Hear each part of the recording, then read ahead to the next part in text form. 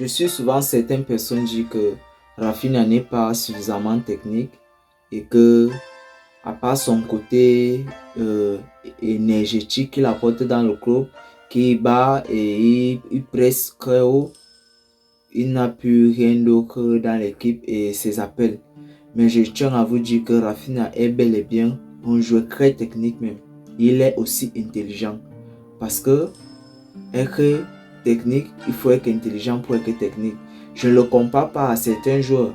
Je sais il y a d'autres qui sont au-dessus de lui, mais il est suffisamment technique et il mérite sa place dans cet effectif du FC Barcelone.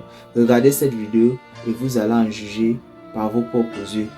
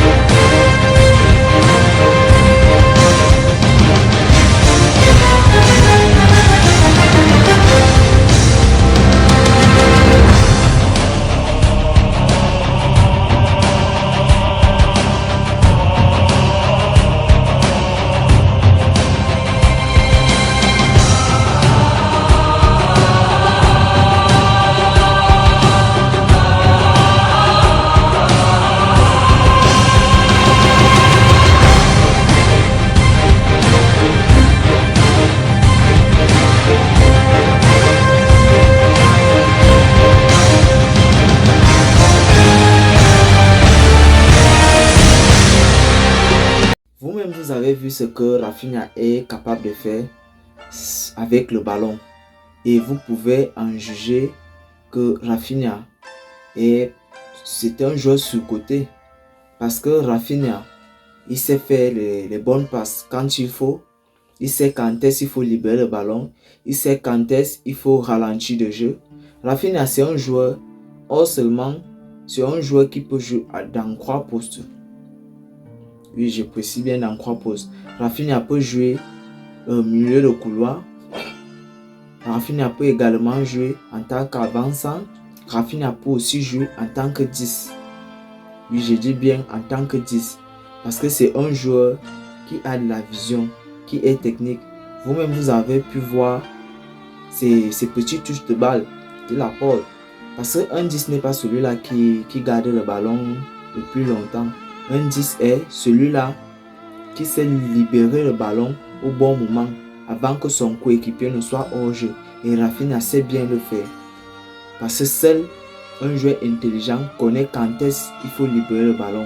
C'est pas donné à n'importe qui. C'est pour ça que le poste de 10 est souvent donné aux joueurs qui sont intelligents et qui ont une certaine maturité dans le football et qui peuvent voir certains jeux, donc qui ont les yeux partout sur la tête. Ils ont même les yeux derrière la tête et à gauche et à droite. Ils voient, ils contrôlent un peu tout. Et en voyant cette vidéo que vous ai montré de Rafinha, vous me rejoignez dans le cas où Rafinha est suffisamment technique et il mérite bel et bien sa place. Il est bien vrai, c'est une minorité de personnes qui disent que Rafinha n'est pas technique, il n'apporte que son énergie et son côté de guerrier. Hormis son côté guerrier, Rafinha est bien un joueur technique. Pour moi, il est plus technique que beaucoup de joueurs. Et dans le top 10, Rafinha, pour moi, Rafinha est dedans.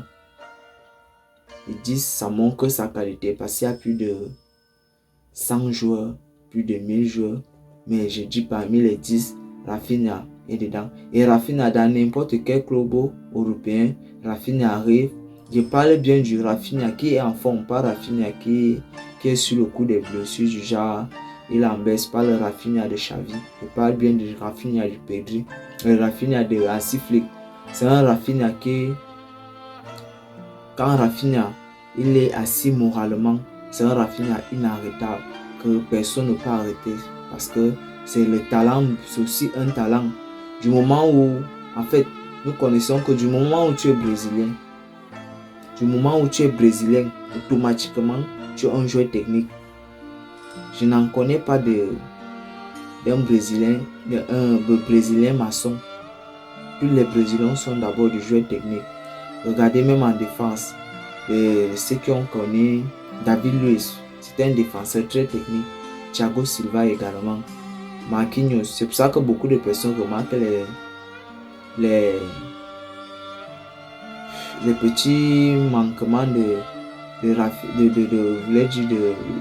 l'autre là, le défenseur parisien là, Marquinhos. Parce que Marquinhos a beaucoup plus un côté technique que agressif. Or, on demande à un défenseur d'être beaucoup plus agressif.